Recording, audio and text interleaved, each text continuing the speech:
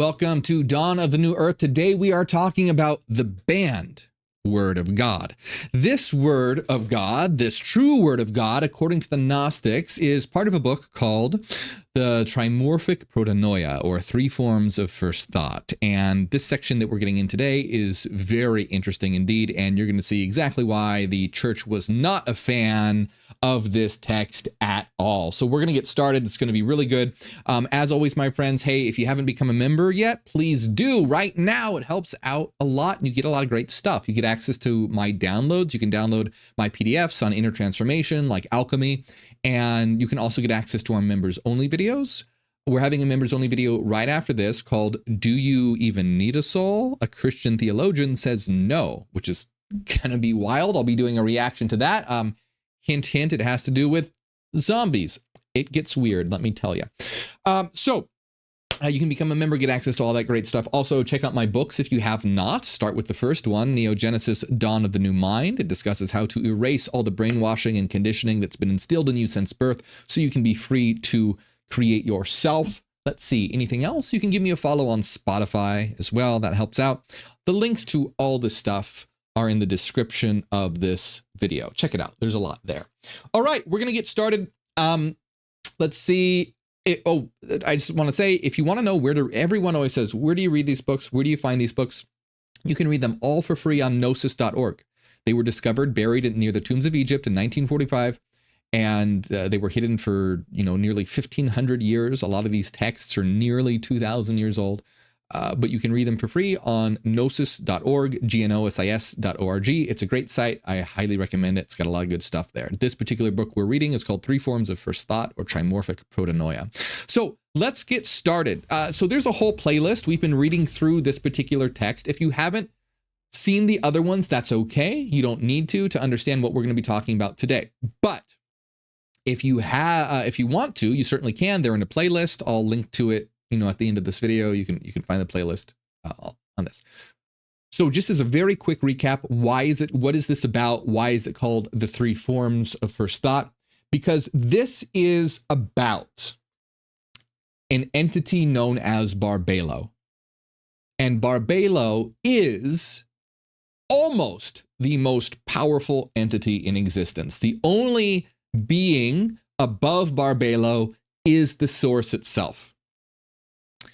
Barbelo is described as the first thought of the source. And so trimorphic protonoia, or three forms of first thought, describes the three forms of this all-powerful goddess known as Barbelo. And she has three forms: the form of thought, the form of voice, the form of word. Later on, her voice is also described as the Father, the Mother, the Son. So the real Trinity is Barbelo. Barbelo is the Trinity. Barbelo is Father, Mother, Son, all into one. Barbelo is the mother of the universe, the essence of all things, before all things, within all things. And so this book is broken up into three descents. The first descent, the second descent, and the third descent. The first descent represents thought. Did I say first? I hope I said. The first descent represents thought. The second descent represents voice. The third descent represents word. What does that mean? What are we talking about here? Remember that these are more and more structured forms of reality. First, you have a thought. A thought is in potential. Then you have voice, which can express. If I have a thought and you're standing over there, you don't know what I'm thinking, but you can hear my voice. So a thought is in potential. A voice is where it starts to be actualized, but a word is a structure of the voice.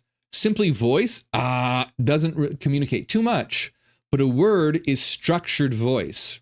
So Barbelo is the essence of reality that emanates from thought, vibration, voice, structured by word. So that's essentially what this is, the foundational aspects of reality. And Barbelo makes these three descents into these three forms of reality: the thought reality, the voice reality, the word reality, which is like metaphorical for these different, more actualized or dense parts of existence. And so we saw in the first aspect of of thought. In the first section, Barbalo's basically just describing who she is, what she is. But last time we got to the second descent, which was voice, and she was in the realm of the archons. Remember that? The archons, which are the dark evil rulers of the world, and the God of the Bible is their chief archon. They heard her voice because she made that descent, the second descent into voice. They heard, and they were like, what the fuck? Who is this? Who is this being? We thought they went up to the God of the Bible and said, who the hell is this? I'm saying way too many curse words. YouTube's going to get mad at me. Oh no. Anyway, they said, who the heck is this? And you told us you were the only God, but there's clearly this much more powerful being, and her voice starts to shatter the illusion that they created. Now, that was the second descent. Now we're getting into the third descent. We're going to start right now. And it starts off by right away. The title says, the word of appearance, the third descent.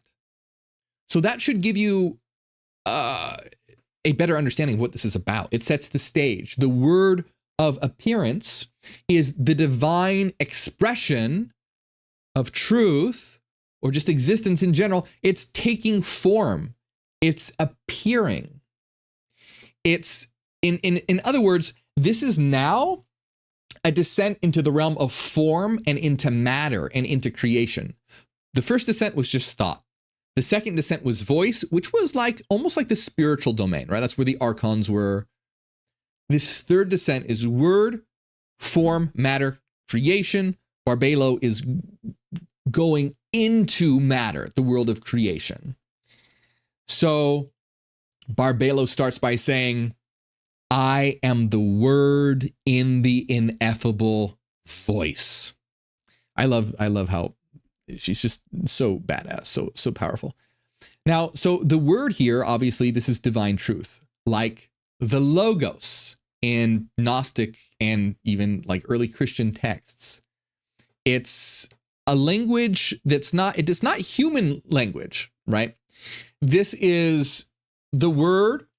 Is logos means structure. Like often Jesus Christ is called the word. Jesus is, I'm an ex-Christian, so I know this very well. Jesus Christ is referred to as the word. Jesus is also referred to as the logos. So logos means word. It's Greek for word. But the thing is that logos word, it's not human language. What it essentially means is structure. So like in philosophy, logos means reason. So you can think of it more, it's less like human language, more like mathematics. It's the rule set that underlies and structures things. That is the word. That is the logos. And Barbalo says, I am in undefiled light, and thoughts came clearly through the great speech of the mother, though a male offspring is my foundation. Okay, so this is all really cool. So I am in undefiled light, and thought came clearly through the great speech of the mother. Because remember, she's all things. She's mother, she's father, she's son. I am in unified light, and thought came clearly through the great speech of the mother, though a male offspring is my foundation. So who is this? What do you mean? A male offspring is my foundation? Well, this is quite likely referring to like a Christ-like figure. So the undefiled light is the realm of pure spirit before anything's corrupted by ego or matter for that matter. Thought, and then there's the speech of the mother, and it says, though, that her foundation is a male. So this ultimately means, remember, this is all symbolic. It's not literally like, oh, someone with a penis. Man, YouTube's really not going to like this video. That's not what it means. It just means a structuring and ordered function, which is sometimes associated with male energy, but not always. Sometimes, like left brain and right brain. Typically, we think like, oh, men are left brained, women are right brained. That's not true. But in certain cultures, that's how it's expressed. Sometimes it's expressed like that in Gnosticism, but not all the time.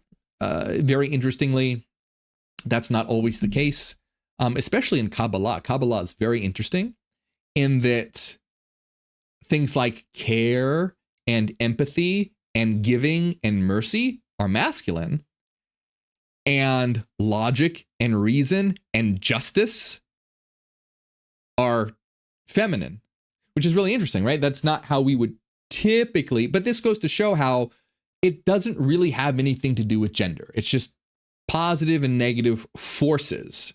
The reason why in Kabbalah they look at feminine as being like order and structure and reason and justice is because they look at the mother as being the womb of existence.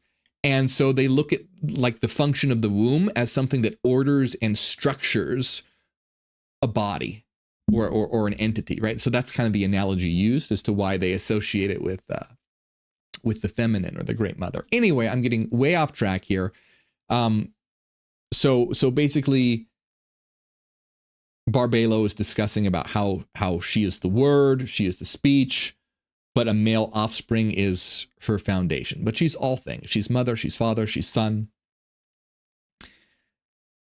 She says speech exists from the beginning, the foundations of the full realm. Essentially, this means that divinity has the ability to shape reality through this metaphor of language. And it's always had this ability. It's a fundamental part of reality. It's not something that just appears later. And so divinity has this inherent function in order to structure reality. And they're using it in terms of thought and word. Like, you know, back then they didn't have the concept of like frequency or energy or things that we would discuss more in terms of quantum mechanics or physics or metaphysics these days. So if you think about it, word is a really great way to discuss this structuring function of existence. And what's also interesting is that, especially in Judaism, words are very much associated with mathematics because every Hebrew letter is assigned a certain numerical value. So like in the Kabbalistic system, they see reality as being built from the Hebrew alphabet. But what that actually means is that it's built by mathematics. It's a mathematical reality because they look at each letter as being a number. So interesting stuff, this connection, you know, I'm just trying to paint you a picture of this connection between language as a metaphor for the structure of reality. But a light hides in silence, and it was first to appear. So basically, before this expression of divinity, the light was hidden in silence. But from that first thing that appeared, broke that silence. Whereas the mother alone exists as silence, I alone am the ineffable, incorruptible, immeasurable, and inconceivable word. So the mother itself is this potential of all reality. Like I said before, like this womb of existence. And from her silence emerges the word. Now, this word, in one sense, it kind of shatters this silence, but it doesn't corrupt the silent realm. It's a little hard to explain. I know that sounds kind of contradictory. If you have, okay, so think of it like this. If you, all right, so picture a hologram, and I don't mean a hologram like how they're shown on TV, because those aren't real holograms. Okay, so a hologram works like this. You have a holographic plate, which is the film. You know how like there's picture film, where you have holographic film. You have holographic film, then you take a laser. It's got to have a coherent beam. You take a laser and you shine it. You shine it on the holographic film, and it illuminates and projects a hologram. So think of it like this. The source itself, the light beam, it's not affected by anything. It's there and it's unchanging and unaffected. But when the light interacts with the holographic plate, the whole point is there's an interference pattern, which essentially breaks up the light to form a dimensional picture. So you have the source, the essence, the light. It remains intact and eternal and incorruptible. But when its beams interacts with the interference patterns contained within the holographic plate, you get a dimensional reality. This is actually extremely similar to how existence actually works. Reality is mental, and it is pure light, because pure light is pure mind. Mind is light, and it's structured mathematically through sinusoidal waveforms, sinusoidal waveforms. The source of reality forms certain frequency patterns, which are interference patterns that through Fourier mathematics project the world that we experience here today. So in other words, the reality that we exist in is very similar to a hologram. Now, when I say that, I don't mean literally like it's very similar in principle, but it's in an infinitely complex hologram, one that we don't just see, but we can touch, hear, smell, feel. But ultimately, it works on the same principle of light forms forming interference patterns whose projection gives rise to a reality. But the important thing to remember is it's all happening in here, not literally in our skulls, but within our subjectivities. Because mind is what is fundamental. Just like when you go to sleep and dream, your dream isn't happening out there. You're experiencing it through your subjectivity. The physical world's not out there either. There is nothing apart from us. It's all within us. Everything's in us. Everything is us. There's nothing but us. And what's really cool is that's what Barbela's about to say, I think. The word is hidden light, bearing fruit of life, pouring living water from the invisible, unpolluted, immeasurable spring. How cool is that? So here we see the word as hidden light, not obvious to the physical eyes, but it contains the fruit of life. You could think of the fruit of life as like the hologram. The hidden light gives rise to the fruit of life. A fruit is production. A fruit is what is the end. What's the end goal of a strawberry plant? The strawberry. It's what produces it. So the production of the light is the fruit, which is life. In fact, so again, referencing all this stuff really connects, and Gnosticism is very similar to Kabbalah in some respects. In some respects, it's opposite, but in other respects, it's very similar. And so in Kabbalah, you have the tree of life, which represents different aspects of reality. And guess what's the source of that aspect of reality? Ein Sof Or. What does that mean? The endless light. The endless light is the source of everything.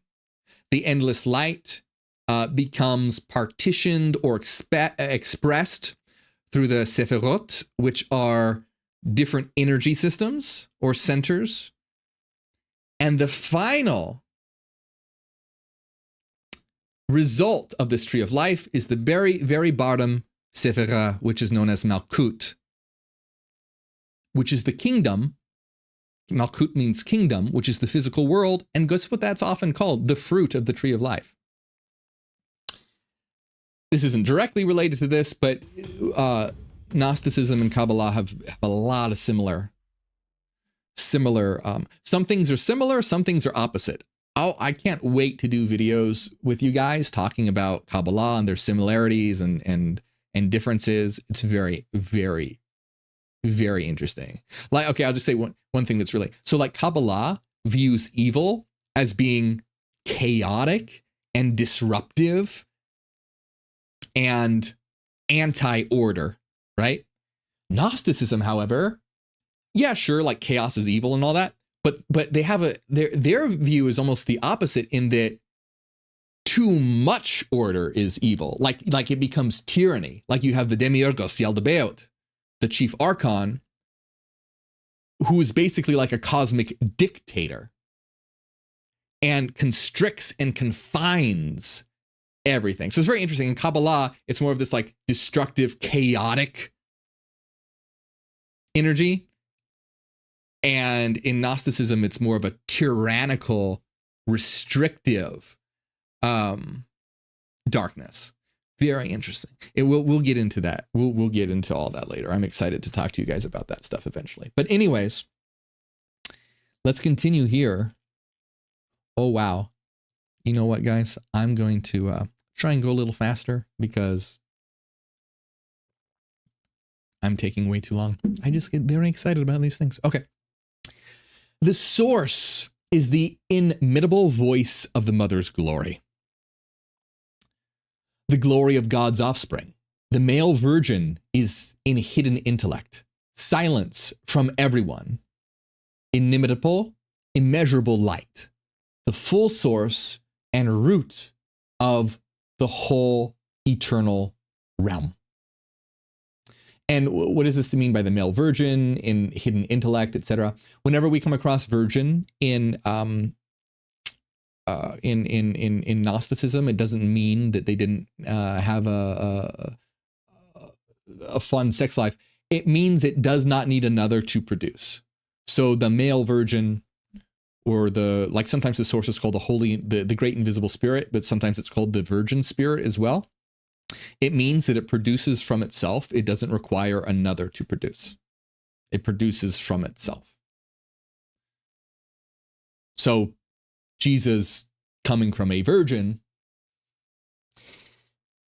doesn't literally mean that Mary didn't get it on with Joseph. It's much more likely that that's a metaphor for Jesus coming from the source. Let's see. Okay. It is the foundation of every movement of the eternal realms that are of mighty glory. It is the base of every foundation, the breath of powers. It is the eye of the three permanences, which are a voice in thought. It is a word in speech. It was sent to illumine those in darkness. Look, I will reveal myself because you are my brothers and sisters, and you will know them. This is starting to get really interesting here. I told them about my mysteries that exist in the ineffable, inexpressible, eternal realms. I taught them the mysteries through the voice of perfect intellect, and I became a foundation for all, and I strengthened them. So,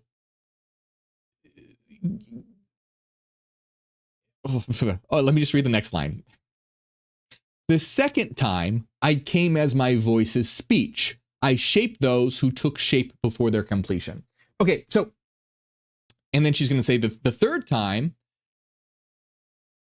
but let's just go. So the first time I told them about my mysteries that exist in the ineffable and inexpressible eternal realms. I taught them the mysteries through the voice of the perfect intellect. So this is kind of like a divine intuition, right? She's teaching the mysteries through the intellect. The second time she came as my voice's speech. I shaped those who took shape before their completion. And this is when she kind of confronted those in the the spiritual realm. Now, though, we're in the third descent, and she says, the third time I revealed myself in their tents as the word.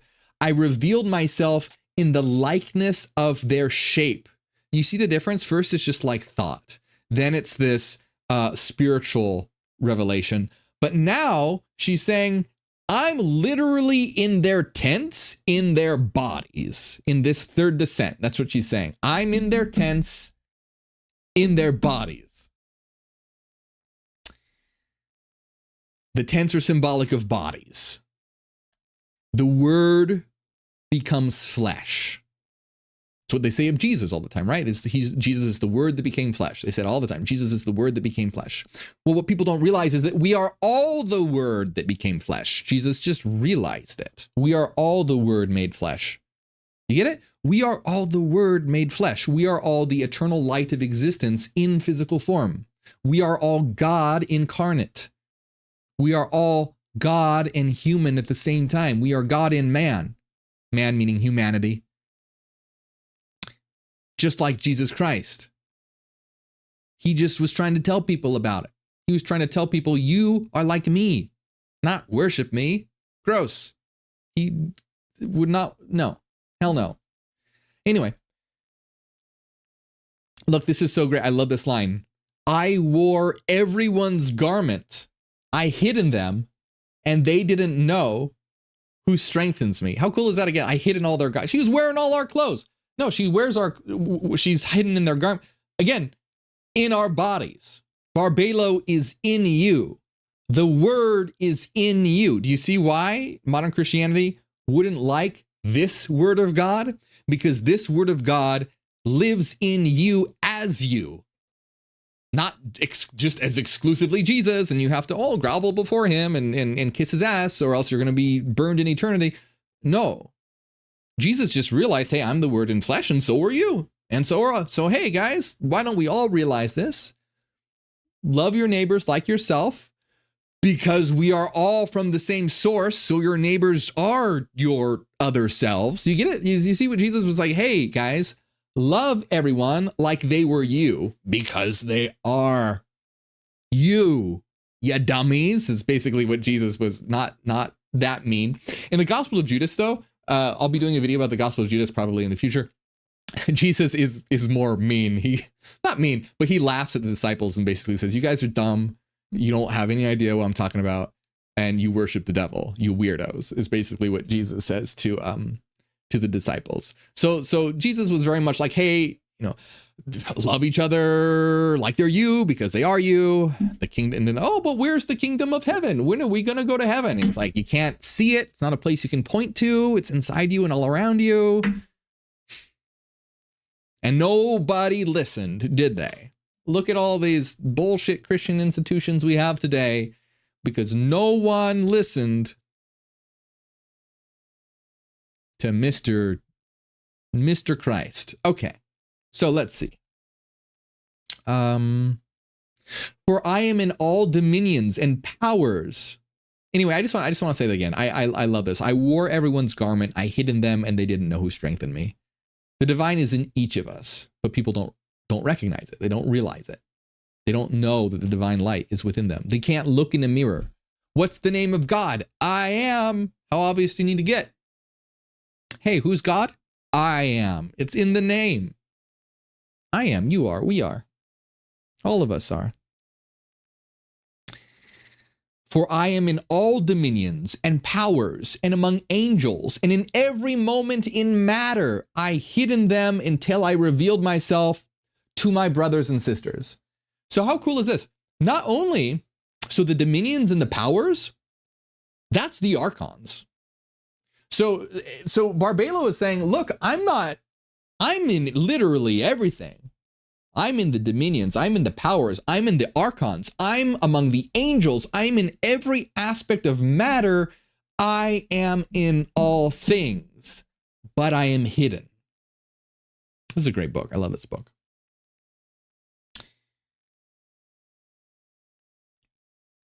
None of the powers, remember, those are the archons, none of the powers knew me, though I work in them. She's in the archons. She's even in the evil beings of shadow. Her light is even in the archons. None of the powers knew me, though I work in them. They thought they created everything because they are ignorant. They didn't know the root and source of their growth. Saying, look, the archons, they don't know who I am, but I work through them. The archons thought they created everything, but they're ignorant. They don't know. They don't know where they really come from and what the true source is.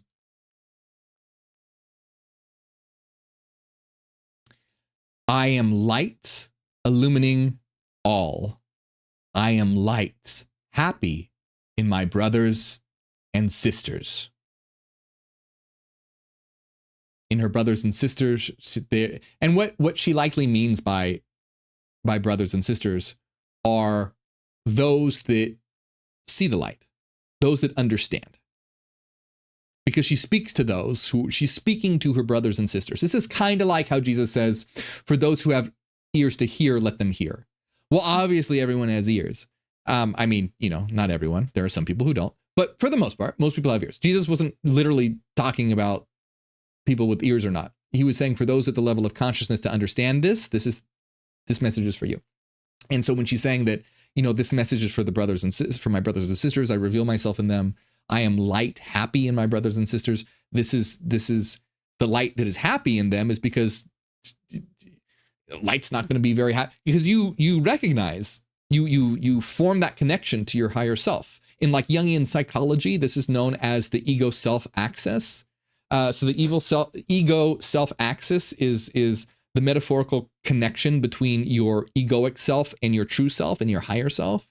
And the goal is to form that connection so that you are connected and have a personal relationship with your higher self and ultimately become the higher self. And that's what essentially is happening here. Barbelo, in these terms, is like the higher self that's in you.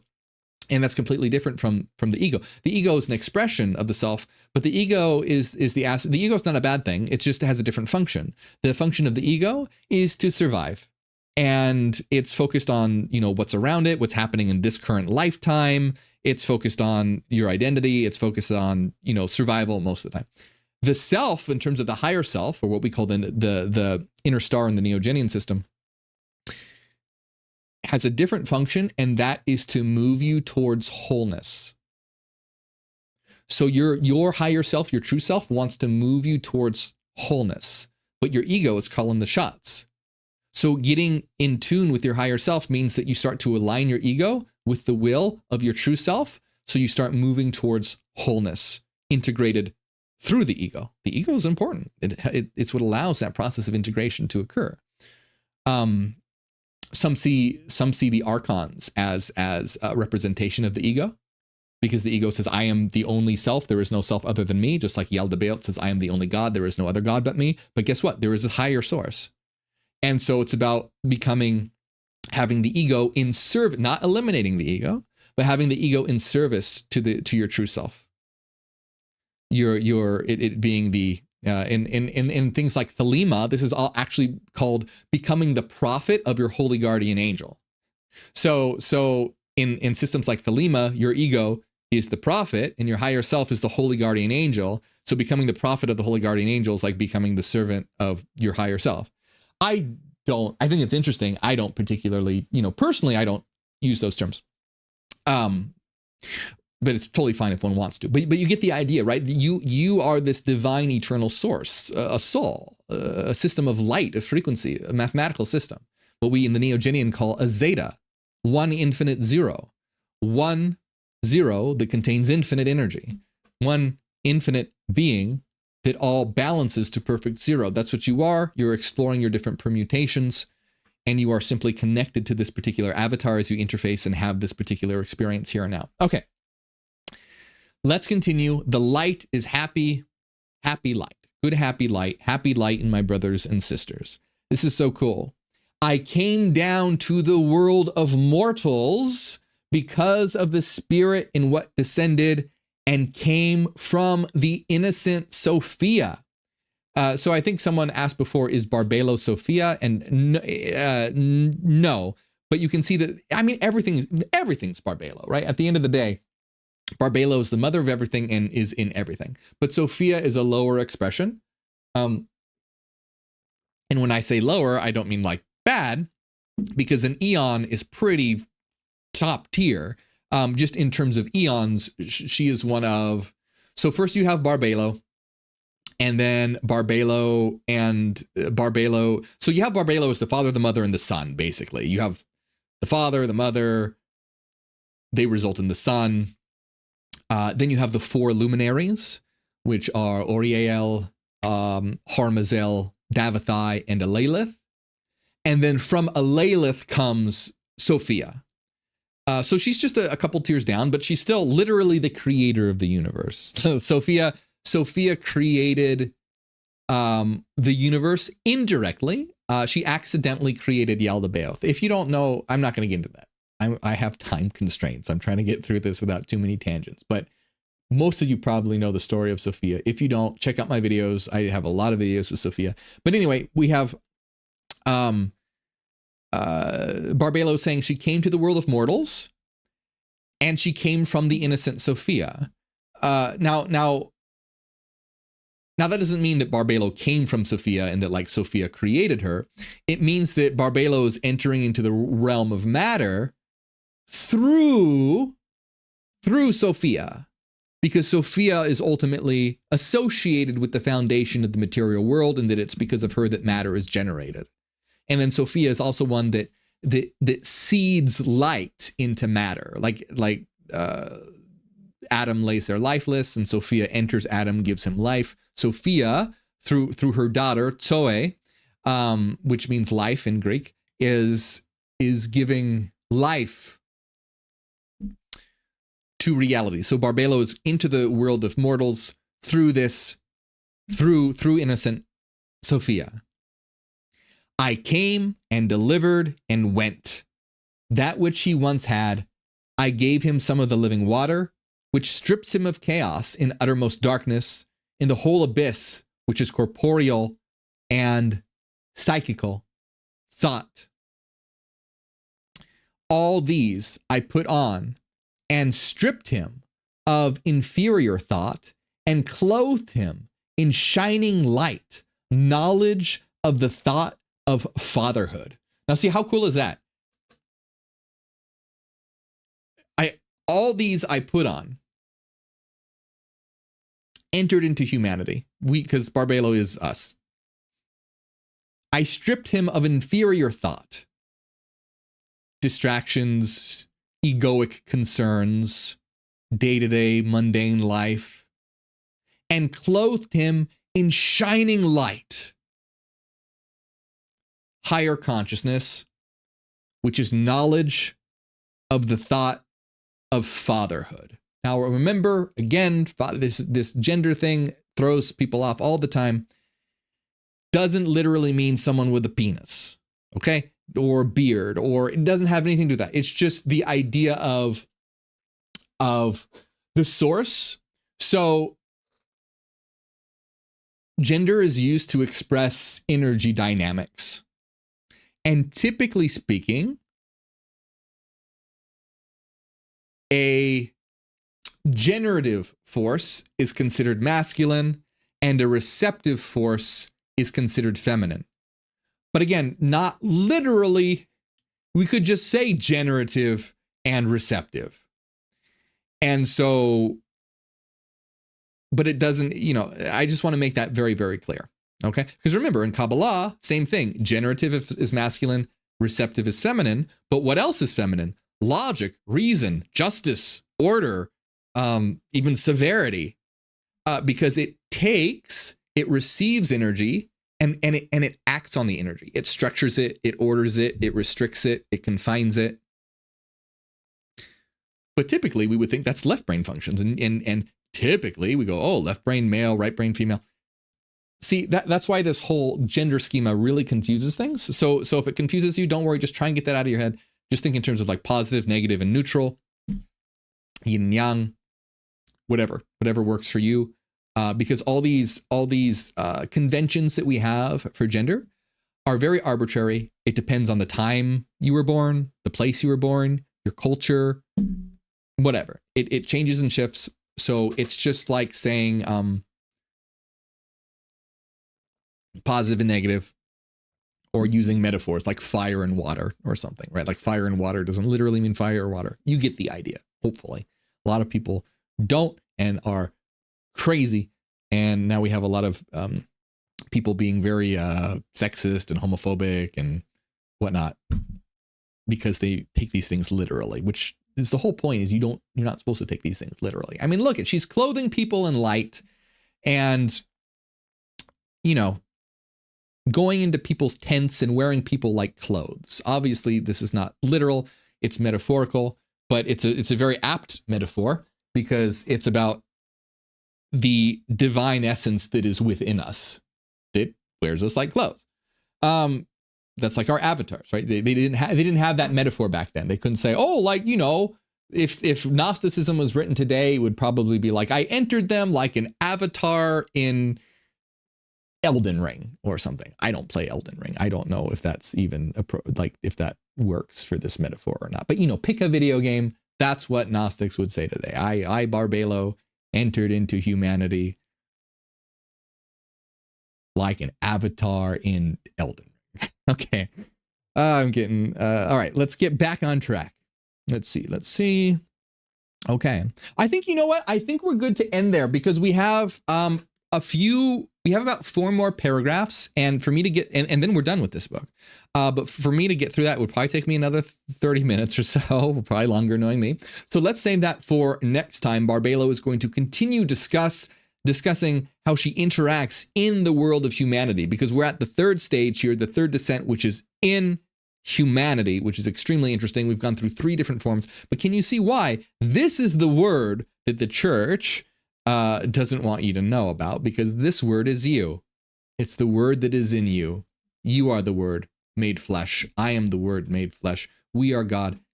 I am. You are. We are. So always remember that. Don't let anyone tell you otherwise. You are nothing less than divine.